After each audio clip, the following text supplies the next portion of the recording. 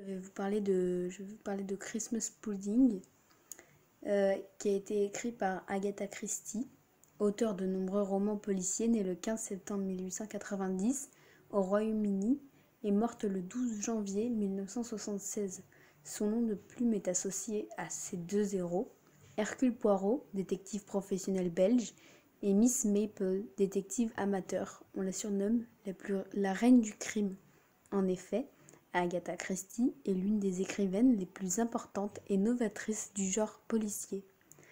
Agatha Christie fait partie des écrivains les plus connus au monde. La plupart des intrigues se déroulent à huis clos, ce qui permet au lecteur d'essayer de deviner l'identité du coupable avant la fin du récit.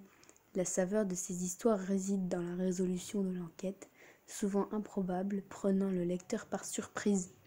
C'est un roman policier et son thème principal sont les enquêtes sur les meurtres. J'ai choisi les mots famille, rubis, campagne, enquête et meurtre du livre, car je trouvais qu'elle représentait bien le livre et son histoire. Et mon extrait choisi, je vais lire mon extrait choisi. Récemment, toutefois, on avait annoncé ses fiançailles. Il devait épouser une cousine de la branche paternelle, jeune femme qui, bien qu'éduquée au Cambridge, prenait garde de ne faire montre d'aucune influence européenne de son propre pays.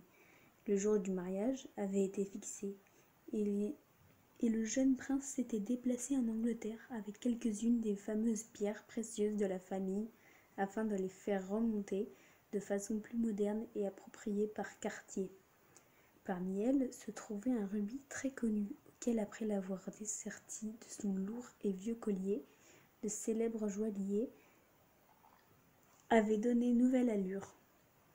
Tout, jusque-là, s'était bien passé, mais c'est alors que les choses s'étaient gâtées. Un jeune homme aussi bon, vivant autant que fortuné, ne pouvait pas ne pas s'octroyer quelques fredaines de la meilleure facture. Nul ne le lui aurait reproché. C'est ainsi que les jeunes princes sont censés s'amuser.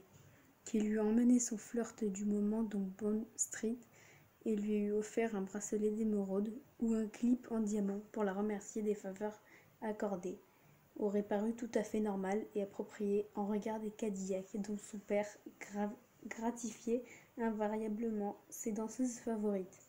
Mais le prince s'était montré beaucoup plus inconsidéré que cela. Flatté de l'intérêt que lui manifestait la dame, il lui avait montré le fameux rubis dans sa nouvelle monture, poussant l'imprudence jusqu'à l'autoriser à le porter un soir. La suite de l'histoire avait été aussi brève que navrante. La belle avait quitté leur table de dîner pour se poudrer le nez. Le temps avait passé, elle n'avait point reparu. Elle avait quitté l'établissement par une porte dérobée et s'était volatilisée le plus affreux est que le rubis serti de neuf s'était volatilisé avec elle. Et j'ai choisi ce livre. Je trouve qu'il est bien, car j'aime bien le suspense et je pense qu'il aurait pu plaire à ma mère, car elle aime bien les romans policiers. Voilà.